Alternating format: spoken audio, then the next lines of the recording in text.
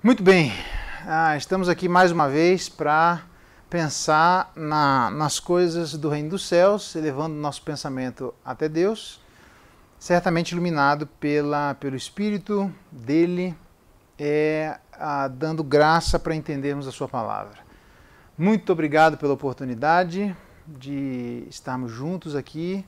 Espero que seja um momento edificante para cada um de nós nesse momento, tá bom? Penso eu que a iluminação melhorou um pouquinho. Obrigado pela turma aí que ajudou a ajustar um pouco a iluminação, tá certo? Vamos orar, pedir que Deus nos abençoe. Se aquete aí na sua casa agora. Vamos ter um momento de instrução da palavra para cada um, tá bom? Vamos orar? Pai, em nome de Jesus, o nosso coração se alegra. Muito obrigado pela oportunidade de estarmos na Tua presença, buscando a Tua face. Pedimos a Deus que, presencialmente ou não, o Teu Espírito faça prosperar a Tua palavra em nosso coração. Alimente a vida do Teu povo, nos desafie e nos guie na Tua presença, por aqueles caminhos que são desconhecidos a nós, mas preparados por Ti para que andássemos neles. Muito obrigado, Deus, por essa oportunidade. Fala ao nosso coração. É a nossa oração agradecidos em nome de Jesus. Amém. Muito bem. Mateus 18. Vamos continuar a nossa lida em Mateus 18. Abra sua Bíblia lá. Lembrando que Mateus 18, eu já tenho estudado com a vida da igreja, nós estudamos aí esses dias. Então eu vou ler o trecho do verso 15 em diante e vou dar um F5 aí, um review pra gente, tá bom? Para que aquele que está chegando agora, pegando a matéria agora, não fique feito cachorro que caiu da mudança, totalmente perdido, tá bom? Mateus capítulo 18, verso 15 em diante, a palavra de Deus diz assim: Se teu irmão pecar contra ti, vai arguí-lo entre ti e ele só. Se ele te ouvir, ganhaste a teu irmão. Se porém não te ouvir, toma ainda contigo uma ou duas pessoas, para que pelo depoimento de duas ou três testemunhas toda a palavra se estabeleça. Se ele não os atender, diz à igreja, e se recusar ouvir também a igreja, considera como gentil e publicano. Em verdade vos digo que tudo que ligardes na terra terá sido ligado nos céus, e tudo que desligardes na terra terá sido desligado nos céus. Em verdade também vos digo que se dois dentre vós sobre a terra concordarem a respeito de qualquer coisa que porventura pedirem, ser-lhe-á concedida por meu Pai que estás nos céus. Porque onde estiverem dois ou três reunidos em meu nome, ali estou no meio deles. Até aqui a leitura da palavra de Deus. Louvado seja Deus pela sua palavra. Muito bem. Fazendo o nosso F5 aqui para todo mundo, tá? Para a gente entender onde nós estamos. Comecei estudando Mateus capítulo 18, entendendo que ele fala sobre o nosso caminho para o céu, tá bom? E dá diversas recomendações para que as pessoas naquele momento entendessem o que é que elas precisavam fazer, então, para continuarem nesse caminho. Verso 15 se encontra justamente no capítulo que anteriormente ele gasta 14 versículos dando uma direta, eu vou fazer esse link aqui porque é muito importante, dando uma direta sobre a vida dos discípulos de quem é maior no reino dos céus, porque na verdade o interesse aqui era o caminho para o céu, tá bom? No verso 1, fazendo um review aqui, nós vimos que diz assim, naquela mesma hora, o verso 1 do capítulo 18, naquela mesma hora. A pergunta é que horas?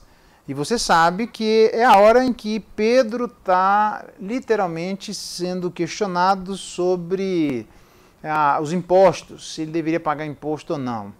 E por que Pedro? A resposta é porque no Evangelho de Mateus há uma proeminência cada vez maior da parte do apóstolo Pedro.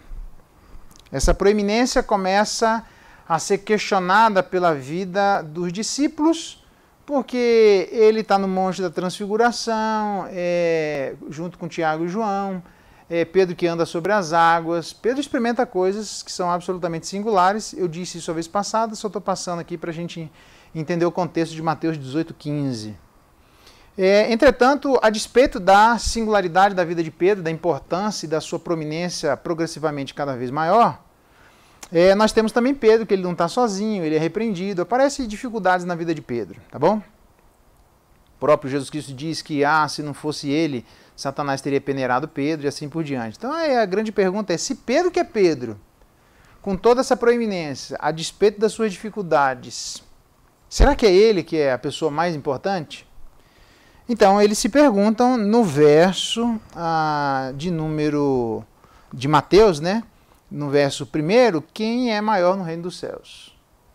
Na verdade, é uma demonstração inicial, eu disse a vez passada, de uma completa inconveniência por parte dos discípulos, tendo em vista que os evangelhos narram não mais do que 7, 10 dias aí do ministério terreno de Cristo, obviamente, levando em consideração, desconsiderando o nascimento e ele com 12 anos de idade, eu sei disso, tá? Mas, em linhas gerais, narra um pouco tempo do ministério terreno de Cristo.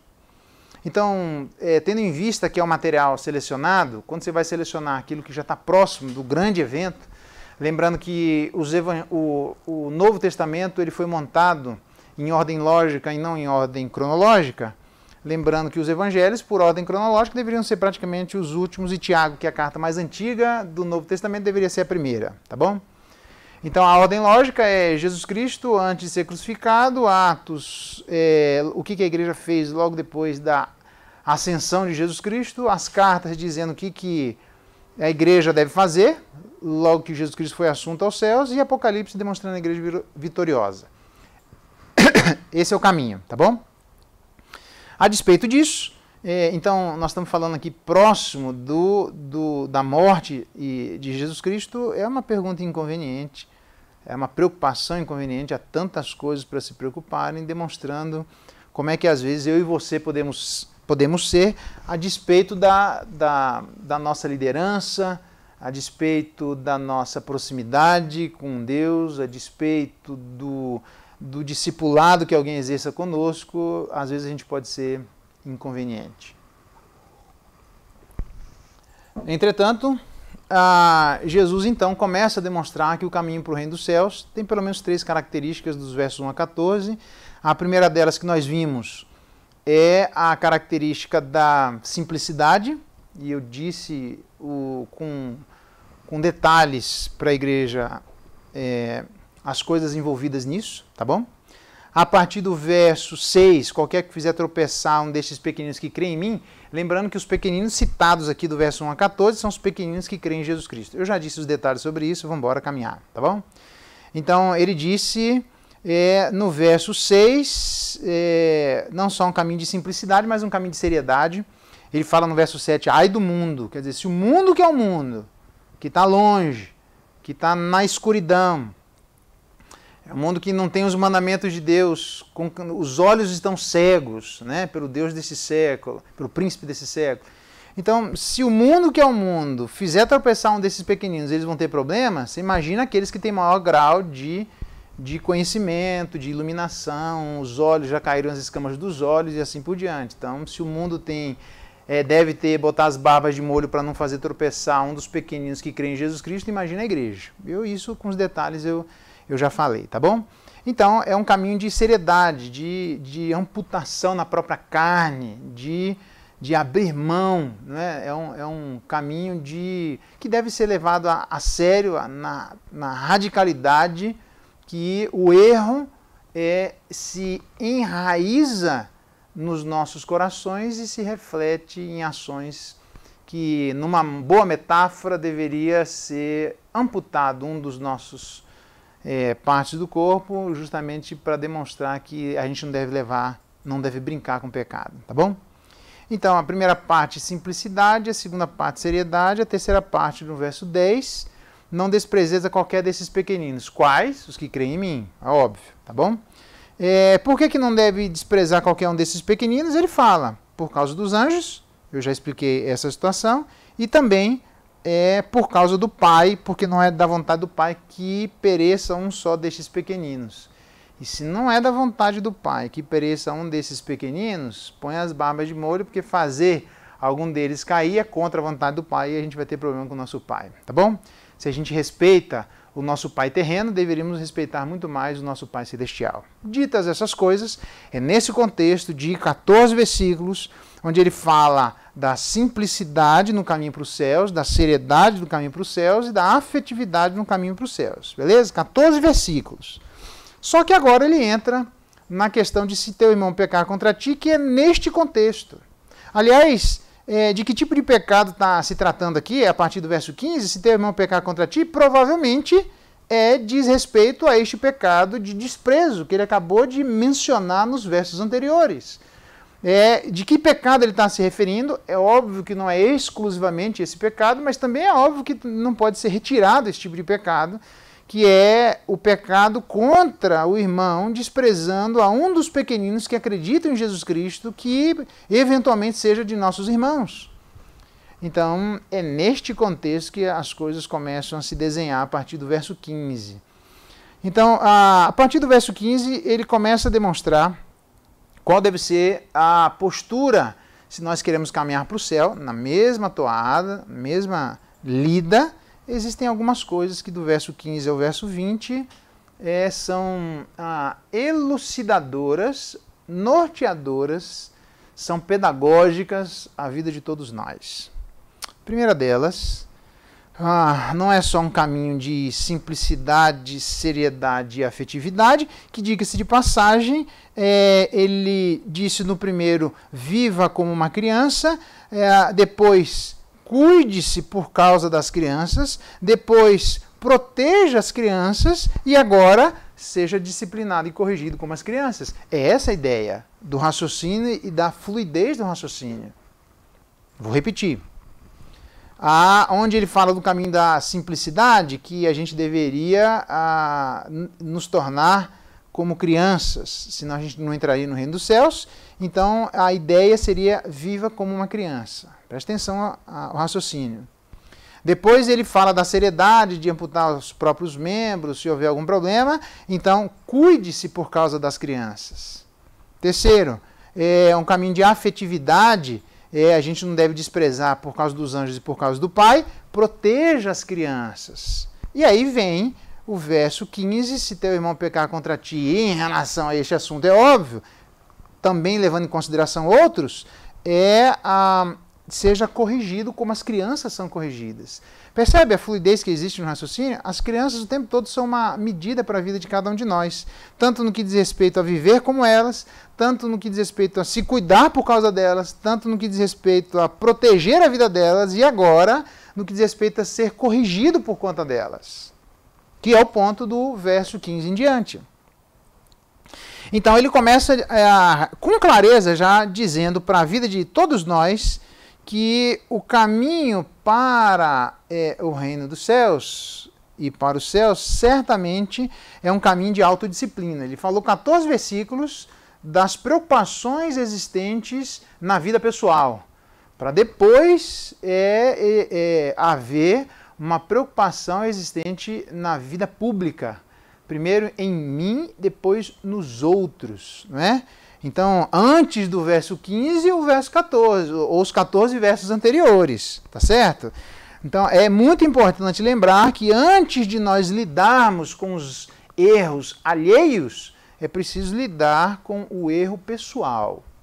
Então, isso aqui é fundamental para nós não entrarmos no verso 15 como se ele tivesse dissociado, impermeabilizado, absolutamente deslocado, sem nenhum tipo de ligação com os 14 versos anteriores. Isso não faria sentido, ok? Então, é um caminho de autodisciplina, os 14 versos falando da autodisciplina, os 14 versos falando do cuidado pessoal, os 14 versos falando da vida individual, que tem implicações na vida do outro. Ok, nós vamos chegar lá, não tem problema nenhum com o verso 15, mas antes do verso 15, nós temos 14 versos anteriores falando de nós. Então, é um caminho de autodisciplina, não tem jeito. É um caminho de cuidado pessoal. É um caminho de, antes de tirar a trave do outro, eu preciso prestar atenção no que existe no meu olho. Antes de cuidar da vida do outro, o que tem na minha vida. Paulo fala, tem cuidado de ti mesmo e da doutrina, porque fazendo assim salvará a ti mesmo com os teus ouvintes. Ele vai dizer, esmurro o meu corpo, não como desferindo golpes no ar, para que tendo pregado a muitos, não venha eu mesmo a ser desqualificado. Percebe? Há muitos textos. Não vos sobreveio tentação que não fosse humana, mas Deus é fiel, não permitirá que sejais tentados além das vossas forças. Pelo contrário, juntamente com a tentação, lhe proverá livramento, de sorte que a possais suportar. Cuida, preste atenção, olha para a própria vida. Percebe? Há muitos textos falando dos cuidados pessoais. Aí então, além do caminho para o céu ser um caminho de autodisciplina, o caminho para o céu é um caminho que passa pela disciplina. Essa palavra disciplina é a palavra pejorativa no nosso tempo. Sei lá se era na época de Jesus Cristo, mas no nosso tempo é. É pejorativa no sentido de que alguns acham que tem um cheque em branco para falar aquilo que bem entendem diante de Deus. Alguns acham que é um cheque em branco para dar de dedo na cara dos outros, para levantar a voz para os outros, para ser inconveniente em relação aos outros. Como se a Escritura não falasse em tantos outros lugares da importância de nós prestarmos atenção no tempo e no jeito. Porque para todo propósito debaixo do céu existe tempo e modo, e o verdadeiro sábio conhece o tempo e o modo. Nós podemos errar tanto em fazer as coisas no tempo certo do jeito errado, ou fazermos as coisas do jeito certo na hora errada. Então é muito importante que entendamos que eu entendo que a disciplina não significa um cheque em branco para eu fazer o que quiser. Mas, por outro lado, não só Provérbios fala que Deus ama a disciplina, mas Apocalipse fala do próprio Jesus Cristo que ele ama quem ele corrige. Então, é uma demonstração de amor, é uma demonstração de cuidado, mesmo que eu não tenha dito as maneiras como essa disciplina deve acontecer, os cuidados na prática da disciplina, eu entendo isso, eu nem estou entrando no mérito agora, mas não existe discussão se eu e você podemos ir para o céu sem sermos corrigidos. Isso está completamente fora de questão. O que existe discussão é se eu e você, ao sermos corrigidos, fomos corrigidos da maneira correta. Fomos corrigidos pela pessoa correta. Vou dar vários exemplos. A Escritura fala, por exemplo, do camarada que deve corrigir os mais velhos como a pais, as mulheres como a mães. Corinto fala que eu devo corrigir como os meus irmãos. Então, eu devo levar em consideração isso, não há problema nenhum. Para saber a maneira como eu devo abordar, Paulo vai dizer, cuidado para que vocês corrigindo a vida do irmão dessa forma, ele não seja acometido por excessiva tristeza. E tantos outros textos. Paulo diz, olha, quando vós que sois espirituais, corrigiam com espírito de brandura. A Timóteo, ele vai dizer que o servo de Deus deve ser apto para repreender, para corrigir, disciplinando com mansidão. Pedro vai dizer que eu devo compartilhar o Evangelho, pregar o Evangelho, não há problema nenhum em relação a isso, fazendo todavia com boa consciência e mansidão. A mansidão e o domínio próprio é fruto do Espírito Santo de Deus. Jesus corrigiu a vida de todo mundo, mas com mansidão. Então eu não estou negando que exista tantos textos abundantemente demonstrando a maneira como nós devemos nos aproximar da vida de nossos irmãos. Mas, a despeito disso, que não é meu ponto, não é possível eu e você chegarmos no céu sem querermos ser corrigidos por ninguém. Aí eu me lembro da parábola de Lucas 13, quando, naquele tempo é onde ele condena a vida dos fariseus, que sabem discernir o tempo e a época, mas não sabem discernir o tempo, os sinais da vinda do Messias, da manifestação do reino. E aí ele fala da parábola da figueira estéril, e entre outras coisas ele diz, devo cortar? Não, não corta não, espera mais um pouco, deixa eu escavar. Como é que você acha que Deus vai escavar? É através da vida de alguém, não tem jeito. É só uma metáfora para demonstrar que alguém está enraizado em determinada prática e uma outra pessoa, para ajudar essa a frutificar, vai precisar escavar à sua volta e isso vai doer, e isso vai trazer determinado desconforto, mas é para produzir um benefício maior. Não é possível nós nos achegarmos até o reino dos céus, irmos em direção a ele a passos largos, sem imaginar que o ferro com o ferro se afia. O que você está fazendo?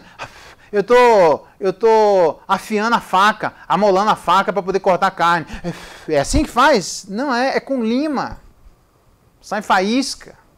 Precisa tirar determinados aspectos. Oséias, que vai dizer, preparai o campo de pousio. O campo de pousio são aqueles torrões que a gente precisa tirar da terra, porque elas estão encalacradas, secaram e impedem com que haja a penetração de uma semente para a produção de fruto. Há tantos textos que demonstram, Jerusalém, Jerusalém, quantas vezes quis eu ajuntar-vos debaixo das suas asas, mas vós não quisestes, com uma galinha junto os seus pintainhos debaixo das suas asas, mas vocês não quiseram, matam os profetas que te foram enviados. Textos do Antigo Testamento que dizem que Deus mandou desde o início da madrugada até o entardecer durante 23 anos. Não é possível, nós temos a certeza absoluta de estarmos a passos largos em direção aos céus, se nós nos colocarmos, não só como estudamos em Jonas, num lugar de inquestionabilidade, mas num lugar de incorrigibilidade. Não tem jeito.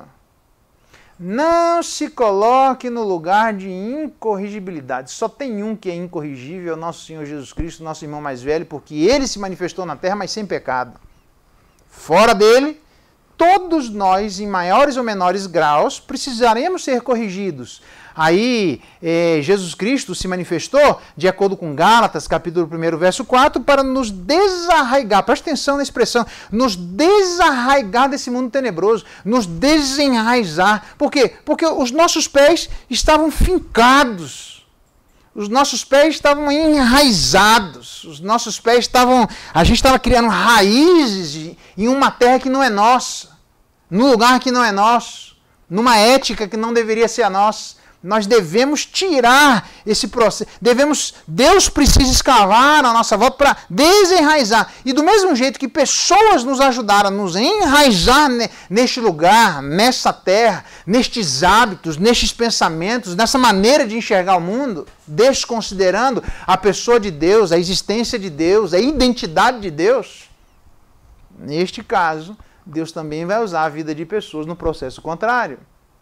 Então, eu preciso entender que o caminho para o céu é um caminho de autodisciplina, onde ele fala 14 versos sobre a maneira e os cuidados que eu e você precisamos ter individualmente, para depois termos um cuidado coletivamente, e agora ele começa a demonstrar se teu irmão pecar contra ti, porque é óbvio que não existe nenhuma possibilidade de nós irmos até o céu sem sermos corrigidos. Nós vamos errar. Esperamos em Deus que erremos cada vez menos. Esperamos em Deus que o erro não seja uma constante na vida de todos nós, mas nós vamos errar. Então o caminho para os céus é um caminho que passa pela disciplina. Deus ama quem ele disciplina, não tem jeito. Podemos discutir a maneira de disciplinar, o tempo de disciplinar, mas nunca se devemos disciplinar. Eu e você precisaremos ser corrigidos muitas vezes, como os nossos filhos são, como as crianças são. Como nós fomos corrigidos quando éramos pequenos e ainda precisamos ser. É verdade que tem pessoas que têm pouca habilidade, pouco trato, perdeu o traquejo, o jeito de se aproximar do outro, de um jeito de Deus, de trazer o outro de volta para o caminho de Deus. E aí tem gente que, em vez de disciplinar, faz como a Síria. A vara em sua mão é instrumento do meu furor. Envio contra uma nação ímpia. Deus levantou aquele povo para bater no povo de Israel. Só que depois dele bater no povo de Israel, diz a Bíblia que Deus fala assim, depois de eu ter terminado a minha obra, mas quem bateu foi aquele povo contra o povo de Israel, Deus diz assim, agora eu vou castigar vocês, povo da Síria, pela desmedida altivez dos seus olhos. Se fosse assim, não teria lei Maria da Penha, não teria lei de espancamento, não teria tantos pais que erram no processo disciplinar. Aí você joga fora a disciplina? Não, mas não era para disciplinar daquele jeito. Aquele jeito estava errado. Mas não é para não disciplinar. Precisa aprender como disciplinar. Mutatis mutandis, Deixa eu usar uma outra metáfora. Do mesmo jeito que Paulo fala com Timóteo, com Tito, dizendo que tem gente pervertendo casas inteiras, falando asneira e que é preciso fazê-los calar. E aí ele diz assim, ao invés então, presta atenção, ao invés de falar palavras erradas, o que é que eu devo falar? Não falar nada porque um gesto vale mais do que 1000 palavras. Errado, não tem nada a ver. O gesto está numa categoria, a palavra está em outra categoria. Uma coisa não mistura com a outra. Então, ao invés de falarmos coisas erradas, deveremos falar coisas certas. Por isso ele diz, ao invés de dizer isso, tu, porém, fala o que convém à sã doutrina. Isso. Porque o erro, o contrário de palavras torpes, não são não palavras, são palavras abençoadoras. Então, o contrário de disciplinas erradas não são não disciplinas, são disciplinas corretas. Então, o caminho para o reino dos céus não só é um caminho de autocorreção, mas é um caminho de correção, obrigatoriamente. Terceiro lugar. Graças a Deus que está escrito aqui, é um caminho de disciplina geral. Porque o texto começa dizendo, se teu irmão pecar. A pergunta que eu faço é, qual irmão? A resposta, o texto não diz. O que significa que o que o texto pressupõe é que quem é este substantivo é este adjetivo. Aqueles que errarem o alvo, aqueles que fizerem o que não devem, aqueles que caminharem por um caminho distante de Deus, aqueles que em algum momento da sua vida, por alguma razão, se afastarem do Senhor. Aqueles quem? Tanto faz se eles são crianças, tanto faz se são adolescentes, tanto faz se são jovens, tanto faz se fazem parte da liderança da igreja ou não, tanto faz se são adultos, tanto faz se são idosos. Nenhum de nós, do mesmo jeito que nós não podemos nos colocar no lugar de inquestionabilidade, nós precisamos aprender que todos nós, em algum momento, precisaremos de correção. A despeito do grau que nós tivermos de intimidade com Deus, a despeito do lugar que eclesiasticamente ocuparmos no corpo de Cristo, a despeito disso, se alguém errar, ele precisa ser corrigido. Corrigido com jeito, com amor, com todas essas coisas que eu não estou mencionando. Eu sei disso.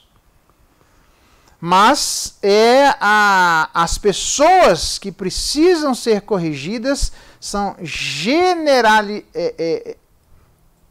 são as pessoas que errarem, quaisquer que sejam elas. É muito importante que a gente não deve advogar para a vida de cada um de nós, em algum momento, a despeito da nossa experiência espiritual, o direito de não sermos corrigidos. Aliás, liga-se de passagem, pode ser que algumas dessas pessoas que estão errando contra o seu irmão, podem ser algumas pessoas que estão errando contra aqueles pequeninos, ditos nos 14 versos anteriores.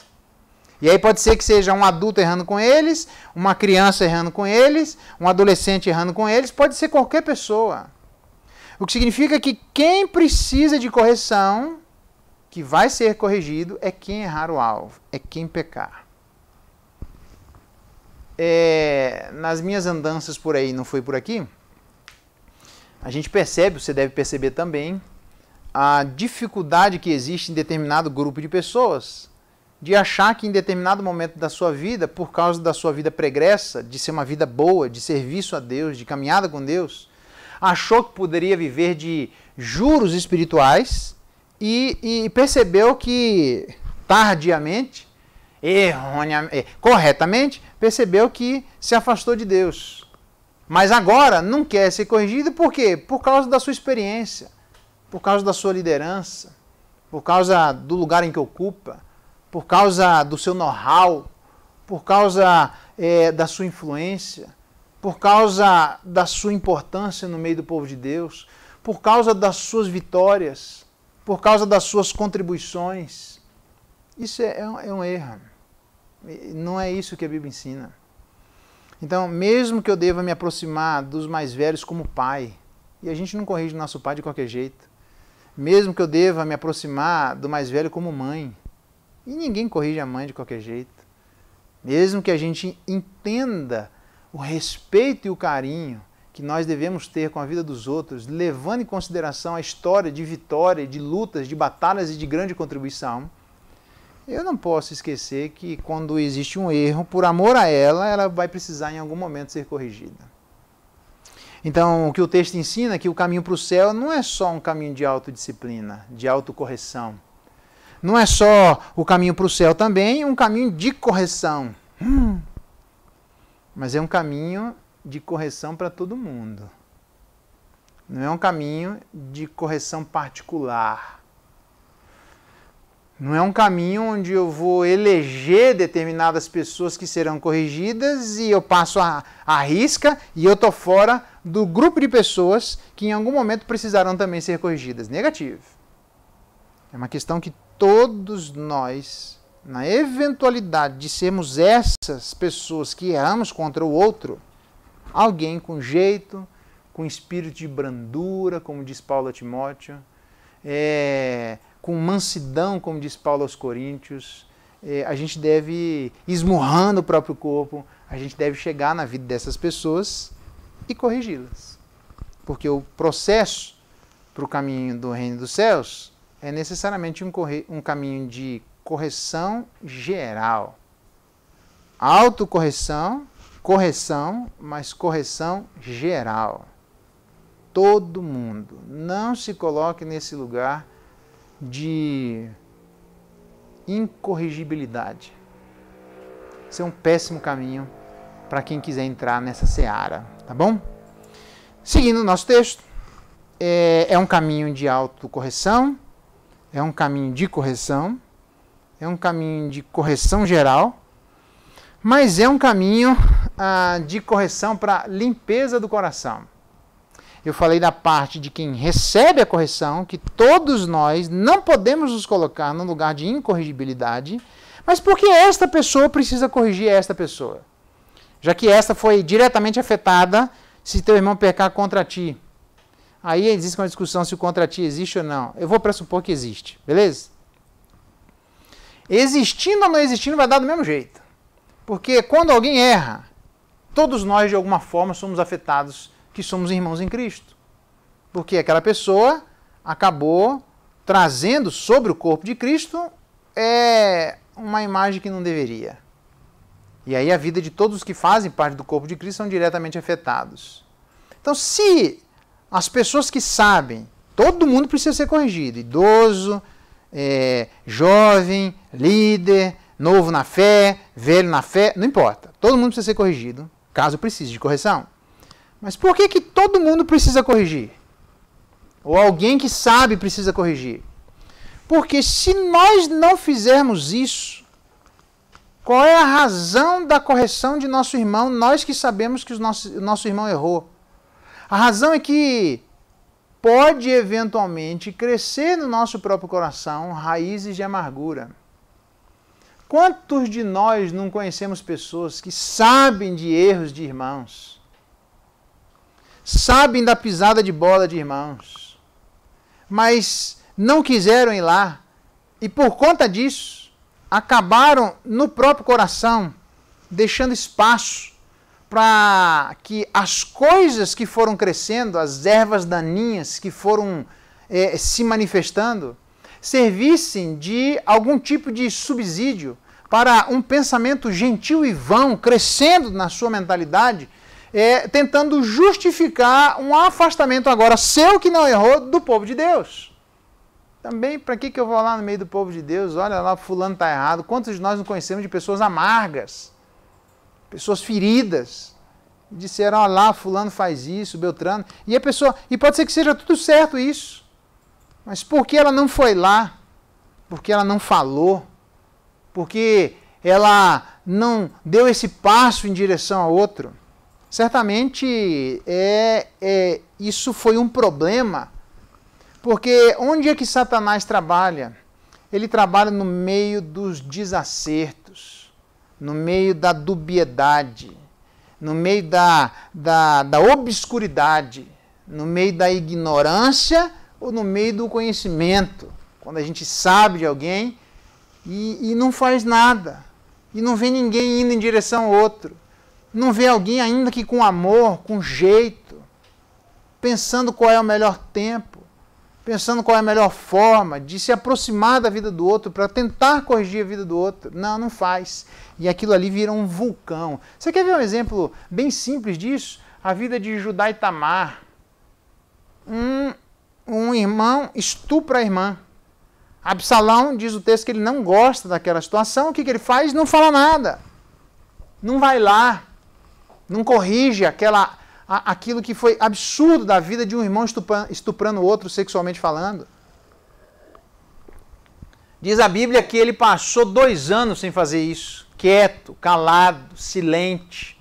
Mas por dentro um verdadeiro vulcão. As ervas daninhas cresceram.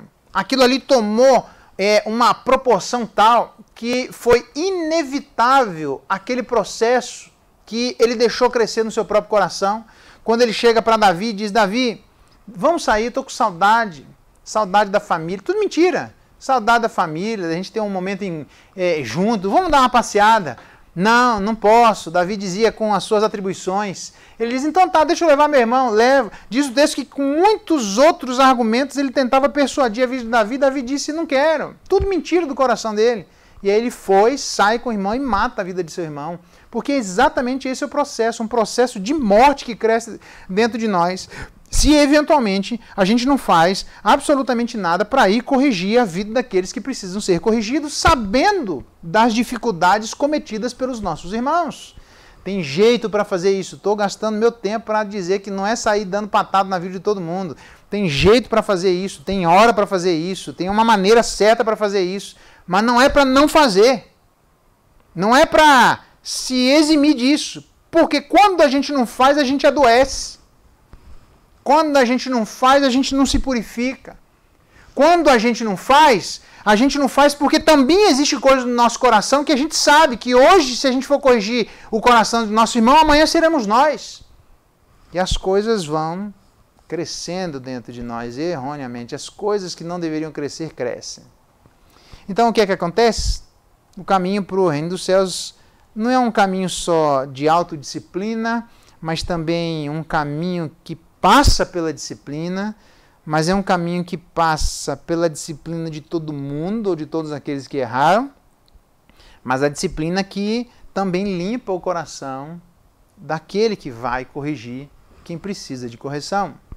Não é só quem precisa de correção que precisa ser corrigido, mas quem sabe de quem precisa de correção precisa agir, porque quando ele fizer isso, ele vai agir 14 versículos pensando nele mesmo. Ele vai ter um espírito de brandura, ele vai dizer aquilo que Paulo diz, olha, aquele que está em pé, cuide para que não caia. Ele vai fazer o que Paulo diz, esmurro meu corpo, não desferindo golpes no ar. Ele vai fazer aquilo que Paulo diz, não vos sobreveio tentação que não fosse humana, porque se ele foi tentado, eu também sou. Ele vai entender que, pelo contrário, juntamente com a tentação, Deus proveu o livramento. Se ele não prestou atenção no livramento, eu preciso prestar atenção quando eu for tentado. De sorte que é possais suportar. Ele não suportou, ele está inventando desculpa. Eu preciso prestar atenção nas tentações que fortemente crescem no meu coração para servirem de justificativa para as minhas desculpas de ceder a vida de cada uma delas. Então não é brinquedo lá, só ir lá corrigir, não é assim. Vou lá corrigir porque ele fez alguma coisa contra mim. Porque eu sei que existe todo um processo antes de corrigir meu irmão de autocorreção. E é esse que é o problema. Porque se a gente não fizer isso, vira exatamente o que os fariseus faziam. Eles colocavam peso na vida dos outros que nem com o dedo midinho eles queriam carregar. Fariseu. É daí que vem o termo fariseu. É daí que vem a prática farisaica. É daí que vem a hipocrisia. E ele vai dizer, cuidado com o fermento dos fariseus que é a hipocrisia. Vira hipócrita. Você quer só corrigir a vida do outro, meter o dedo na cara do outro, e você não pensa em você mesmo. Você está cheio de feridas, cheio de mágoa, cheio de coisas no coração.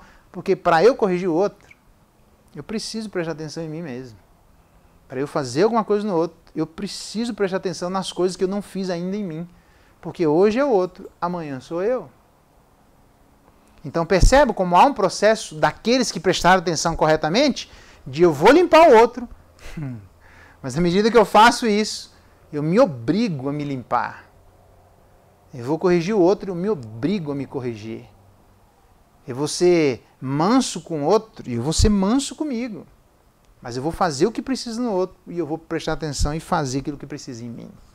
Porque o caminho para os céus é um caminho de autodisciplina ou autocorreção, um caminho de disciplina ou um caminho de correção, mas também um caminho de disciplina geral, ou de correção geral, mas também um caminho que limpa o próprio coração e não só o coração daquele que precisa de ter um coração limpo.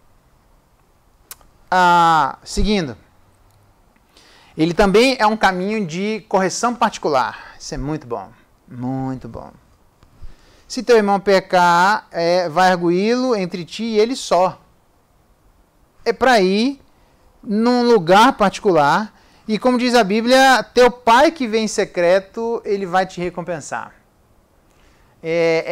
O objetivo não é expor a vida de ninguém, mas é tentar corrigir aquele que precisa de correção.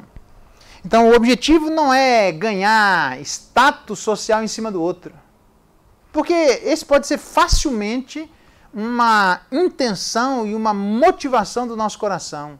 A gente cresce porque a gente quer mostrar que a gente é melhor que o outro. Mas a gente quer mostrar que a gente é melhor que o outro para os outros. A gente vive numa época de exposição. Numa época que até um cafezinho tem flash. Uma época onde tudo, absolutamente tudo, até as coisas que, num certo sentido, não precisariam ser filmadas, são filmadas, não precisariam ser fotografadas, são fotografadas, não precisariam ser compartilhadas, são compartilhadas. Porque não basta a gente viver aquela experiência. A gente quer que os outros prestem atenção nas experiências que nós estamos tendo com o dia a dia. Então, há uma tentação muito forte de nós irmos corrigir a vida do irmão, mas para que todas as pessoas prestem atenção como nós não somos como eles, como nós somos mais santos do que eles. Porque qual é o valor que tem corrigir a vida do irmão se ninguém vê? Qual é o valor que tem eu corrigir a vida do irmão se ninguém perceber que eu sou diferente dele? Qual é o valor de eu corrigir a vida do irmão se ninguém perceber o desgaste que eu tive em relação a ele? Qual é o valor que tem em corrigir a vida do irmão sem que os outros prestem atenção nas coisas que eu fiz para corrigir o meu próprio coração, nos 14 versículos que eu vivi para chegar no versículo 15. Então, quando eu chegar lá com todo desgaste, com toda a autodisciplina, com toda a autocorreção, com todas as coisas que nós prestamos atenção em relação a nós mesmos, nós queremos ser pagos por aquele desgaste pessoal. Nós queremos uma compensação por aquele desgaste pessoal. Nós queremos que, de alguma maneira, sejamos recompensados por aquele desgaste pessoal. E a compensação, e a recompensa, e o pagamento seriam os olhos dos outros, a aprovação dos outros, a publicidade das nossas práticas individuais. Para que os outros percebam que individualmente, supostamente somos, mas que na prática nós sabemos que não somos. Porque se precisamos dos outros para mostrar aquilo que supostamente somos, é porque certamente não somos aquilo que gostaríamos de ser. Na verdade, a oração do Pai Nosso, aliás, quando Jesus diz assim, eles queriam ser vistos. E eles receberam a recompensa. E a recompensa que os comentaristas dizem, que os fariseus que botavam um pozinho na cara para ser visto, mas não é um jejum em relação a Deus? Não é uma prática que você quer ter em relação a Deus? Não é uma intimidade, uma proximidade que você tem em relação a Deus? Por que os outros precisam ver botar um pozinho na cara para os outros verem essa minha proximidade? Por que eu preciso de alvos externos, como eu já vi por aí nas minhas andanças, e de eu rapar a cabeça para os outros virem, andar descalço no meio do frio para os outros enxergarem aquilo que está passando comigo? Por que os outros precisam perceber o grau da minha espiritualidade e não Deus? Ele é o maior interessado. Por uma questão muito simples. Os fariseus passavam um pozinho na cara para serem vistos. E Jesus diz, eles já receberam a recompensa. Qual é a recompensa? Foram vistos. Mas só pelos homens, não por Deus. Então, a gente não quer ser visto pelos homens. Não é essa a questão. O que está em jogo é a salubridade espiritual de meu irmão. O que está em jogo é o perigo em que ele está se metendo se continuar nessas práticas de errar, quer seja contra mim ou não. Se errar contra o meu irmão, se errar contra o povo de Deus, se ele errar o caminho, Então, se ele fizer isso, alguém precisa corrigi-lo. Senão, ele está indo... A Bíblia diz que no céu não entram os idólatras, no céu não entram os avarentos, no céu não entram... E aquela lista toda lá que você sabe. E aí, quando eu vejo o meu irmão andando a passos largos em direção àquilo que eu sei que vai dar ruim lá no final, eu preciso avisá-lo. Eu preciso me preocupar com ele. Eu preciso me manifestar a ele. Quer eu seja diretamente envolvido na situação ou não. Mas, em particular... sozinho, na certeza de que é exatamente o que a Bíblia diz, que o nosso Pai, que vem em secreto, vai recompensar a vida de cada um de nós. Então, uma das coisas que passa pelo caminho do reino dos céus, em direção ao reino dos céus, não é o caminho da publicidade, é o caminho da privacidade. Todo mundo gosta de ser visto pelos outros. A pergunta é se nós faríamos o que estamos fazendo se ninguém estivesse olhando, se ninguém estivesse vendo. Nós somos capazes de gastarmos as mesmas energias para ir entre ele e nós sozinhos. A gente acha que existe alguma vantagem em estarmos diante de nossos irmãos sozinhos, sem nenhum holofote, sem ninguém para filmar, sem nenhum ministério público. É mais ou menos como a vida do profeta no Antigo Testamento, que ele lutava e ele tinha um ministério público, mas em determinado momento ele tinha que ser sustentado pelos corvos. Em determinado momento a luta era entre ele e a viúva. Em determinado momento era ele e Deus só e mais ninguém. Preste bem atenção. Há muitas coisas da nossa vida que são públicas e são para serem vividas publicamente. Mas existem muitas coisas na nossa vida que são privadas e são para serem vividas privadamente. E o caminho do reino dos céus de correção é um caminho que passa, em primeiro lugar, por uma correção privada. Ninguém vendo. Para ver se o que importa não é o que os outros estão olhando, mas se nós ganhamos o nosso irmão, para que ele volte para o caminho de Deus, ou como diz Paulo a Timóteo, para que ele retorne à sensatez, se livrando ele dos laços do diabo.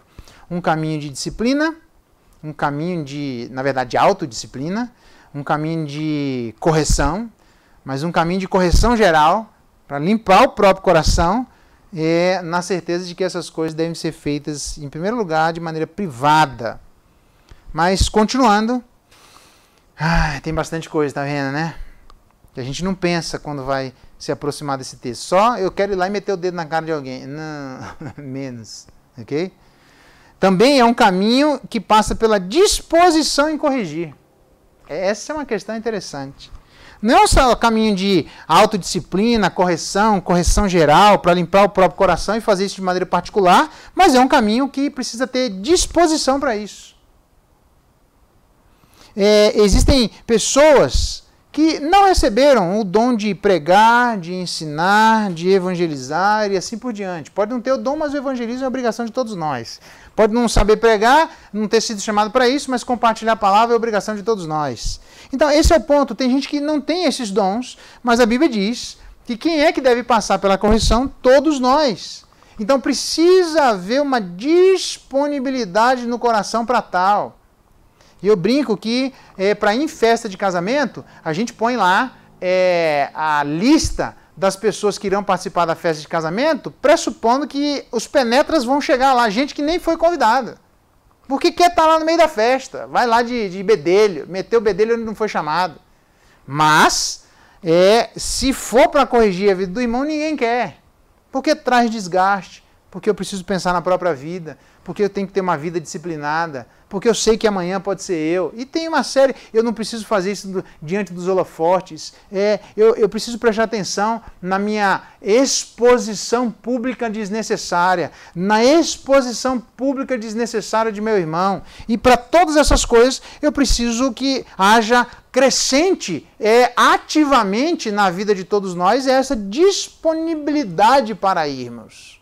Para irmos para um lugar que ninguém gosta, para irmos para uma situação que é desagradável, para irmos para um lugar que vai nos deixar extenuados. Mas, nessa tarefa, que é uma tarefa de todo cristão, No Antigo Testamento, o Levítico diz assim: não aborrecerás o teu irmão no teu íntimo, mas repreenderás com franqueza o teu próximo. Olha que interessante. Vou repetir.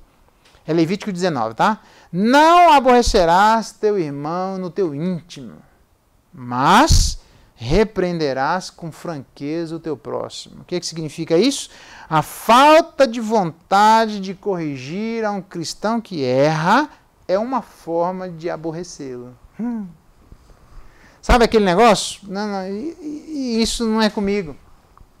Sabe aquela sensação de eu vou andar por aí com cabresto porque eu não quero ver absolutamente nada do que alguém está fazendo? Sabe aquele negócio que eu quero me eximir da minha responsabilidade, dada a consciência que eu tenho do erro do meu irmão, ainda que em particular, de ir lá sozinho, sem que ninguém veja, para poder ter uma conversa com ele. Essa disponibilidade, na verdade, o contrário dela, a indisponibilidade, ela advém de uma vida que vai assumindo uma postura de indiferença, de insensibilidade.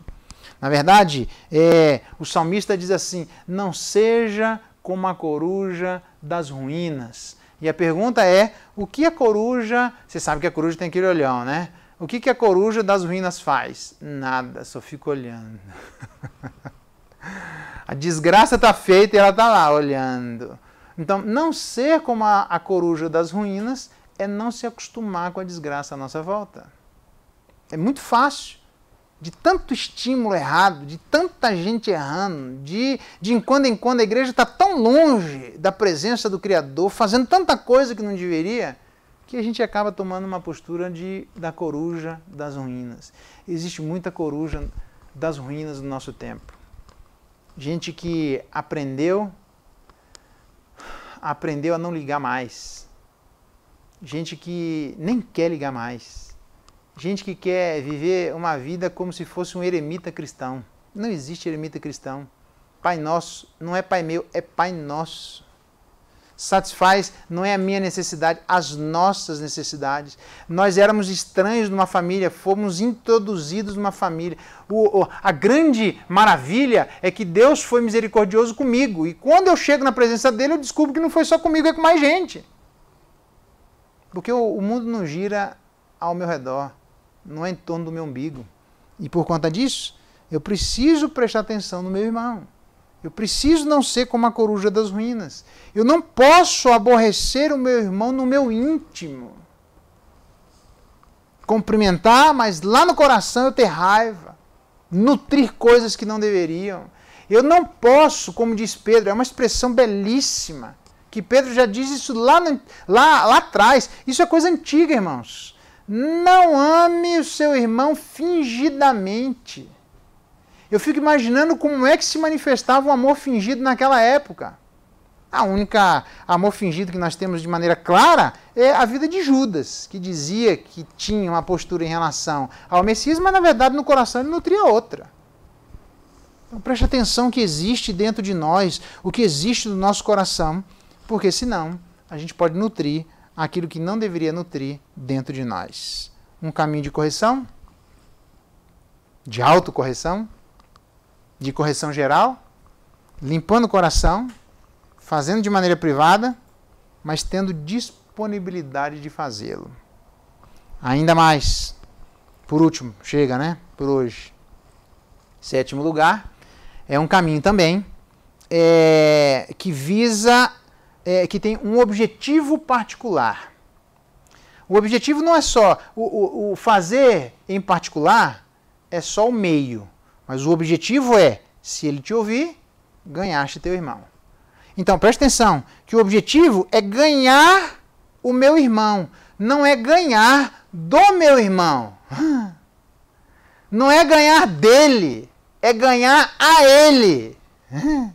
Tem muita gente que vai corrigir a vida de alguém e vai igual um trator. Porque ele acha que o que está em jogo aqui é que se ele perder a discussão, a verdade cai. Se ele perder a discussão, a divindade fica mais suja. Se ele perder o debate, saiu errado daquele caminho. Nós não estamos aqui para ganhar debate, nós estamos aqui para ganhar vidas.